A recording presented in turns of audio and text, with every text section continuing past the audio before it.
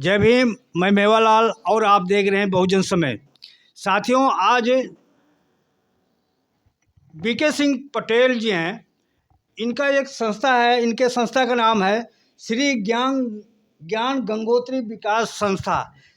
इसके संस्थापक भी हैं और ये सोशल एक्टिविस्ट भी हैं। तो आज इन्होंने एड्स दिवस के अवसर पर एक छोटा सा कार्यक्रम किया है, जिसमें मैं इनसे आज बहुत सारे सवाल हैं जो कि एड्स से संबंधित होगा, परिवार सब नियोजन से संबंधित होगा और सामाजिक दो चार बातें होंगी, तो इनसे ही जानूंगा। सर, आपसे सबसे पहले हमारे चैनल पे आपका स्वागत है सर।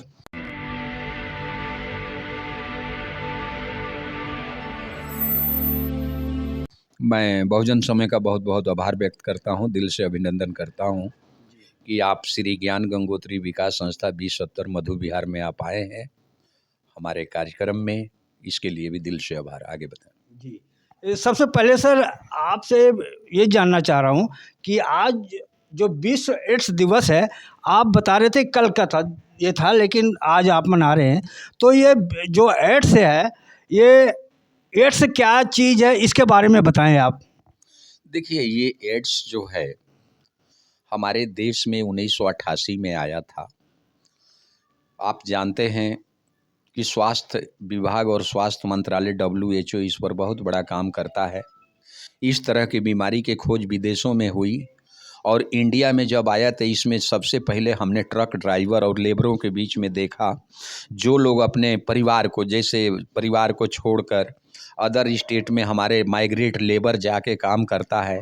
और ट्रक ड्राइवर जो होता है ये महीना महीना 6-6 महीना अपने घर नहीं जाता है, जिसके कारण जो है चलती फिरती जो है कई तरह की सेक्स वर्कर होती हैं जो पैसा लेके जो है अपने शरीर को वाहन बेचन करती हैं। इसके चुंगल में आने के बाद इस तरह की बीमारियां, असुरक्षित यौन इसको कहा गया, और 1988 में हमने इसको एक दर्जा दिया कि हम आज के दिन से विश्व लेवल पर इसको मनाएंगे। तो ये एड्स जो है एक लाइलाज बीमारी है। ये जो है हमें एक साथ बैठने से नहीं होता, ना एक शौचालय यूज करने से होता है, ना किसी से हाथ मिलाने से फैलता है।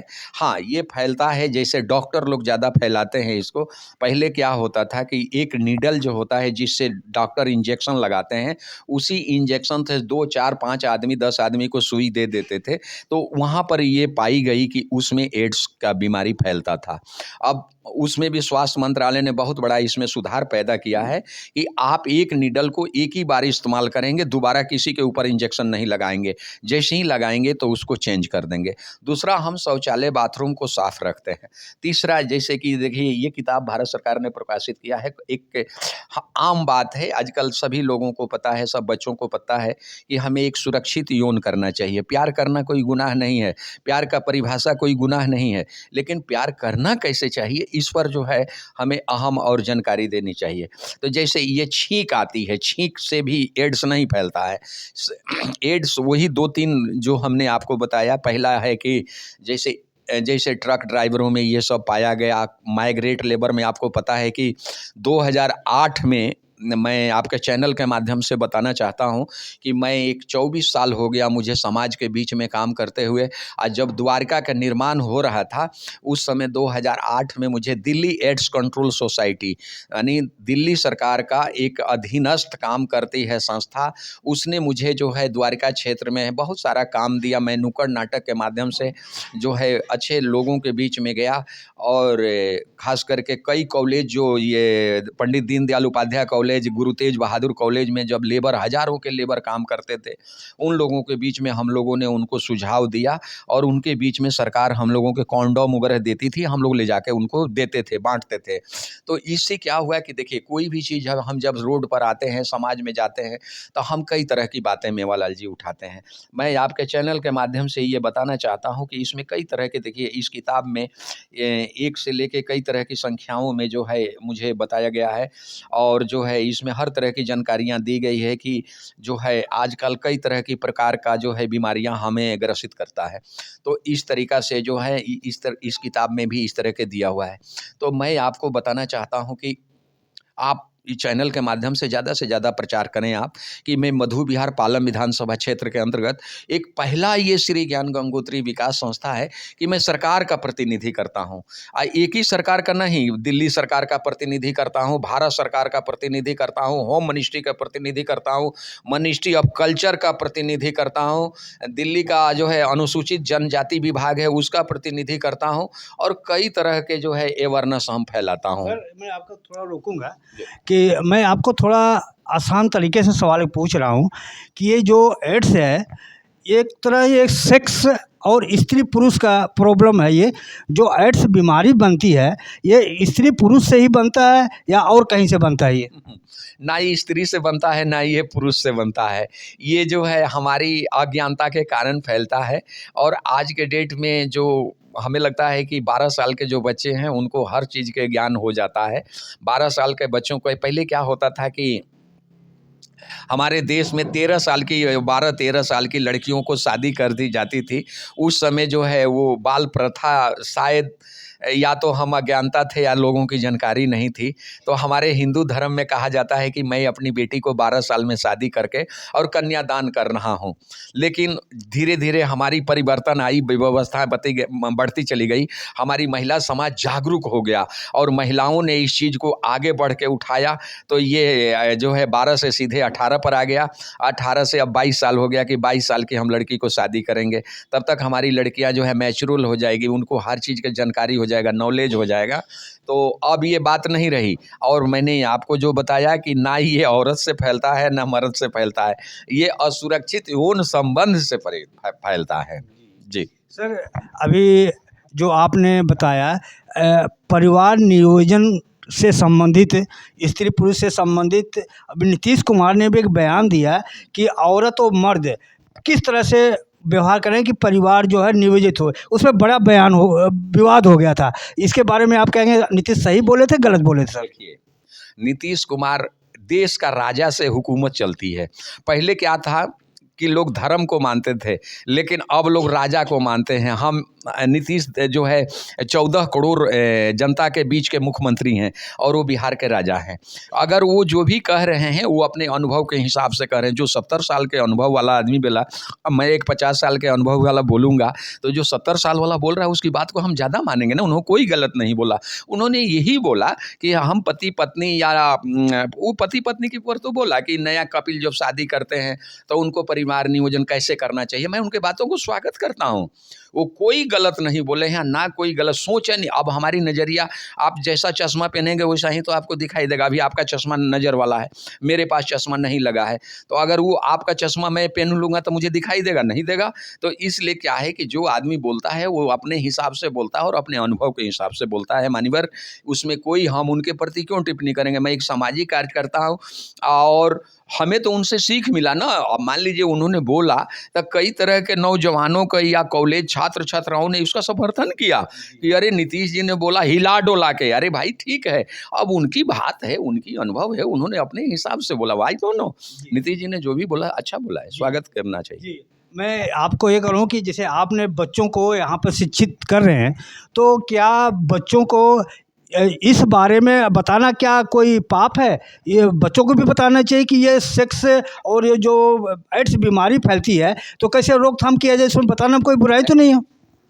मैं आपको चैनल के माध्यम से यही बात तो बताना चाहता हूँ कि 12 साल से ऊपर के बच्चों को हम केंद्रीय विद्यालय में जाके HIV अवेयरनेस की जानकारी देते थे, उनको बताते थे। क्योंकि देखो 12 साल के बच्चा अपने शरीर के बारे में हर एक एक बात को समझता है कि हमें क्या करना चाहिए, किससे बात करना चाहिए, किससे नहीं करना चाहिए, कहाँ हमको बैठना चाहिए, किस समाज में नहीं बैठना चाहिए।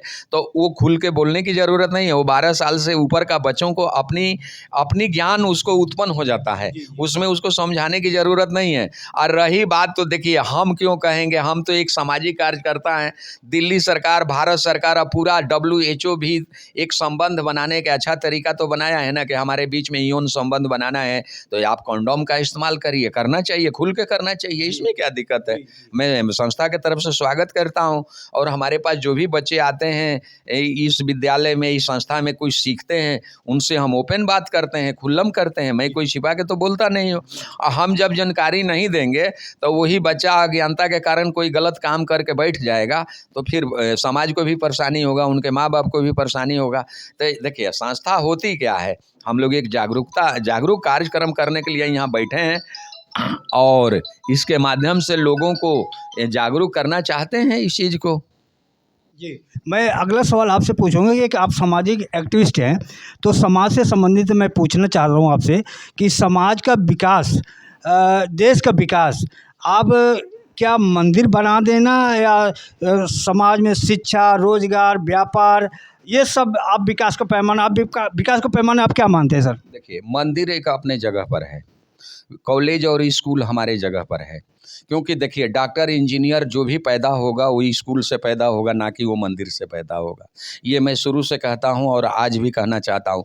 देखिए भगवान के प्रति एक आस्था होती है, क्योंकि भगवान बुद्ध ने कहा है कि धर्म के खोजोगे तो तुम पीछे रह जाओगे। क्योंकि भगवान बुद्ध ने इस देश में सबसे पहले उन्होंने सनातन धर्म या जो भी, देखिए आज हमारे देश के जो प्रधानमंत्री हैं वो दूसरे देश में जाते हैं तो वो ये नहीं कहते हैं कि मैं राम के धरती से आया हूँ, वो सीधे कहते हैं कि भगवान बुद्ध के धरती से मैं आया हूँ। तब मैं बुद्ध है अपो, देखो भगवान बुद्ध ने कहा था कि अपो दीपो भव, अपना दीप स्वयं जलकर और प्रकाश ऐसा करो कि अंधकार को मिटा दो।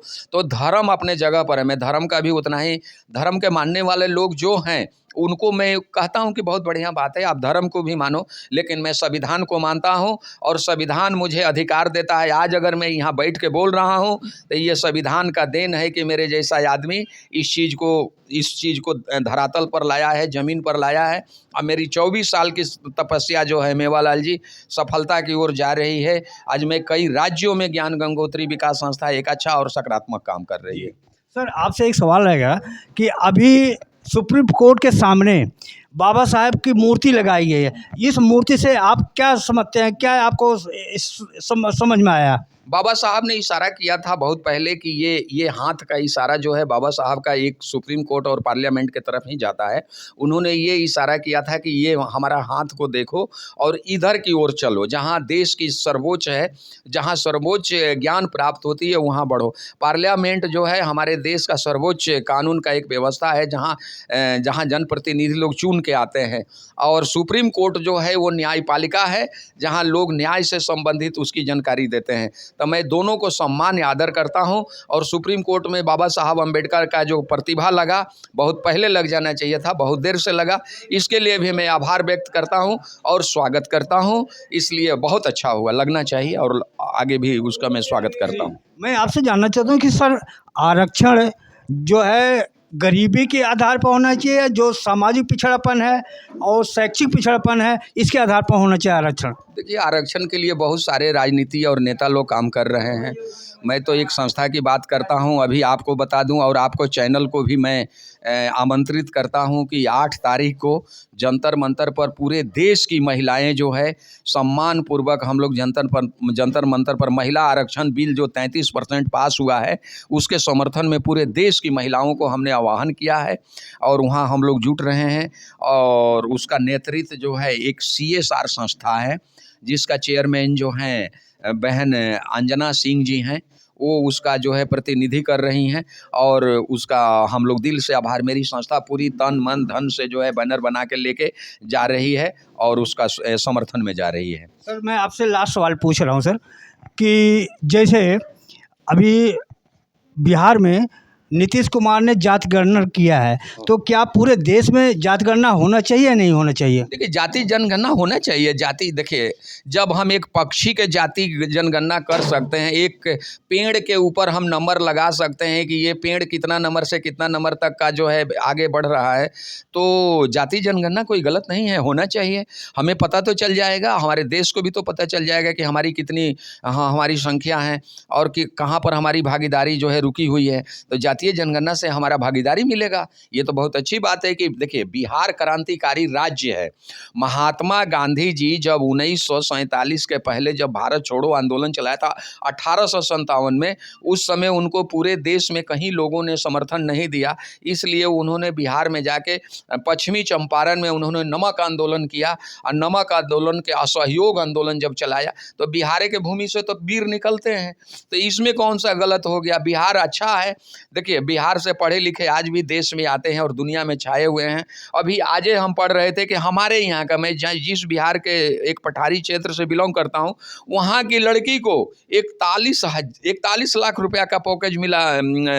तो ये तो बधाई की पात्र है ना कि हमारे बिहार से कोई ना कोई सुपर किंग निकल के आता है और वो अच्छा पूरे दुनिया में परफॉर्म करता है।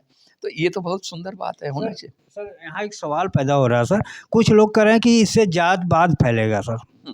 अच्छा ये बताइए कहाँ नहीं जात पात है, आप बताइए हमारे देश में कहाँ जात पात नहीं है। मोदी जी जब भाषण देते हैं तो कहते हैं मैं ओबीसी के आदमी हूँ, मैं बैकवर्ड के आदमी हूँ। अब मोदी जी प्रधानमंत्री बन गए तो एको बार वो बोलते हैं गुजरात में कोई बनिया जो है ओबीसी या उसमें नहीं है, वो सब जनरल कास्ट में आता है। तो मैं मोदी जी प्रधानमंत्री है, मैं दिल से आभार व्यक्त करता हूँ, लेकिन आप गलत बयान मत दीजिए ना। आप हर आदमी के अधिकार के बारे में समझिए ना। मान लीजिए भाई गरीब के बच्चा हम पढ़ाते हैं तो ये लोग क्यों पढ़ता है? अगर इसके पास बढ़िया पैसा होता तो अच्छे जाके कंप्यूटर सिलाई या पार्लर नहीं सीखता। तो हम लोग जैसा आदमी क्यों जमीन पर काम कर रहा है? इसीलिए न कर रहा है। सर मोदी जी कह रहे हैं कि दो ही जात है, एक गरीब है एक अमीर है। ये विपक्ष जो है ना जात पात फैला रहा है सर। जाति दुए गो इस देश में है, एक महिला है या एक पुरुष है। ये दोनों पहचान में आ जाता है कि ये महिला है, अब मैं मर्द हूँ माने पुरुष हूँ, तो ये दो जाति ही होना चाहिए, तीसरा जाति तो कोई है ही नहीं है। मोदी जी ये नहीं कहते हैं, मोदी जी ये बातें कहाँ कहते हैं कि अमीर और गरीब नहीं है। ये एक अलग व्यवस्था है। अब जिसे मान लीजिए इसमें अनुसूचित जाति है, अनुसूचित जनजाति है, इसमें बिहार में महादलित है, आदिवासी है, तो हर जाति के अब पता नहीं कितनी जातियां, कई हजार जातियां, उसमें हम किसका किसका व्याख्या करेंगे, आप ही बताइए। अच्छा सर एक लास्ट सवाल आपसे रहेगा सर, तो रह गया कि मोदी जी कह रहे हैं कि हम पूरे हिंदुओं के लिए मंदिर बना दिया है। अब मंदिर से आपको खुश हो जाने से क्या हिंदू 5 किलो राशन से खुश हो जाएगा सर? अब राशन जो है 5 किलो राशन से शासन करेंगे? देखिए ये देश गुलामी की ओर जा रही है। 5 किलो राशन अब मंदिर बना देने से, अगर ठीक है हम आए, देखिए भगवान का फोटो मैं भी लगा रखा हूँ, अगर सुबह शाम ओम नमो शिवाय करने से, देखिए बहुत पहले किसी संत ने लिखा है कि भूखे भजन ना होई गोपाला ले ल अपन कंठी माला। तब भूखे भजन नहीं होता है। एक साधु महात्मा रामदेव बाबा भी जो है ना अनार के जूस पीता है रोज सुबह सुबह, तब जाके वो दंड बैठा करता है। मेरी बात को सुन लीजिए, भूखे ये शरीर चलेगा क्या? शरीर को राशन चाहिए, ऐसा कुछ नहीं है। अब राशन की बात है तो इस देश के अंदर हम उसी तरह पीछे ही मुड़ के चलते रहेंगे तो नहीं होगा। ये 5 किलो राशन को बंद कर देना चाहिए और लोगों को कहना चाहिए, उनको रोजगार देना चाहिए, बच्चों को शिक्षित करो, उनको पढ़ाओ लिखाओ। और ये 5 किलो राशन का मैं विरोध हूँ, बिजली फ्री का मैं विरोध हूँ, पानी फ्री का मैं विरोध हूँ, हर चीज़ का फ्री का विरोध हूँ। इसलिए कि मैं तो बिजली का बिल भरता हूँ, मेरा 15,000 16,000 बिजली का बिल आता है मानवर, तो मैं क्यों कहूँ। अब इस देश में लोग फ्री के खाने की आदत हो जाएगी। अब मान लीजिए हमारे घर में हम 4 परिवार हैं और चारों अगर काम नहीं करेंगे तो वो घर की गृहस्थी कैसे चलेगी? एक आदमी कमाएगा 3 गो लोग खाएगा तो गृहस्थी चलेगा? नहीं चलेगा। इसलिए फ्री का माल बंद होना चाहिए और समता मूलक समाज में सबका बराबरी का हक और अधिकार मिलना चाहिए। सर आपको धन्यवाद, आपने हमारे सभी सवालों को जवाब दिया। लेकिन अंत में आप मैं कहूँगा हमारे बहुजन समय चैनल के बारे में 2 शब्द जरूर कहें सर। मैं बहुजन समय के बारे में मैं आपको दिल से आभार, मेरी श्री ज्ञान गंगोत्री विकास संस्था अभी आपको एक सम्मानित करेगी और मैं चाहता हूं कि आपका चैनल के माध्यम से ये आवाज़ जो है बहुत दूर तक फैले, लोगों को जानकारी मिले। हमारी बहन आज हमारी चीफ गेस्ट अभी आ रही हैं, मैंने अभी नहीं, उनको 3 बजे का टाइम ही था, वो अपने समय पर आ गई हैं। इनका नाम है संध्या सिंह जी हैं, आप द्वारका में रहती हैं, एक बहुत बढ़िया सोशल सामाजिक कार्यकर्ता हैं। मैं संस्था में आज इनको मुख्य अतिथि के रूप में बुलाया हूँ और ये आज हम लोगों का शुरुआती दौर में जो है, अभी हम लोग बाहर बैनर लेकर निकल रहे हैं गेट पे, आप वहाँ भी जो है इसका एक फ़ोटो लीजिए और सभी बच्चों के बारे में ही कुछ 2 शब्द आप बताइए। और आप कई बार हमें फ़ोन किए थे, देखिए हम समय पर सबको याद करते हैं। आज मैंने आपको याद किया है, आपको सम्मानपूर्वक बुलाए हैं, मैं आपको सम्मानित करूँगा। आपका चैनल ज़्यादा से ज़्यादा लोग देखें, सब्सक्राइब करें, लाइक करें, शेयर करें, इसके लिए भी बहुत दिल से आभार और आपको भी बहुत बहुत धन्यवाद। जी मैडम, आपके साथ में मैडम बैठी हैं। मैडम, आप जो यहाँ पे आई हैं, क्या समझ के आई हैं? आप यहाँ पे इनका मेंबर हैं, क्या है? अपना परिचय बताएं सर। मैं यहाँ पे स्टूडेंट हूँ और यहाँ पे मैं एनजीओ में 2-3 महीने से आ रही हूँ, पर सब कुछ यहाँ पे बेस्ट है। और यहाँ पे मतलब जो आजकल जो फंक्शन वगैरह जो कल्चर को लेकर होता है वो बहुत ही अच्छा है। और सारे बच्चे यहाँ पर जितने भी आते हैं, चाहे छोटे हैं, चाहे बड़े हैं, चाहे किसी भी उम्र के हैं, सबको यहाँ पे बेस्ट रिजल्ट मिलता है और सबको सही दिशा दी जाती है। धन्यवाद। ये थे बीके सिंह पटेल जी। और मैडम, आपने परिचय दे दिया, तो इस तरह से आप देख सकते हैं कि किस तरह से आज जो लोगों का कहना है कि अब जो है 5 किलो राशन नहीं बल्कि रोज़गार, व्यापार, ये सब पर तरक्की होना चाहिए। तो इस तरह से हमारा जो विचार था साहब का, ये इनका विचार आपको कैसा लगा? यदि हमारा विचार, हमारा प्रयास और सर का विचार अगर आपको अच्छा लगे तो हमारे चैनल को सब्सक्राइब करें, लाइक करें, कमेंट करें। और बहुजन समय दिल्ली। जय भीम, जय भारत।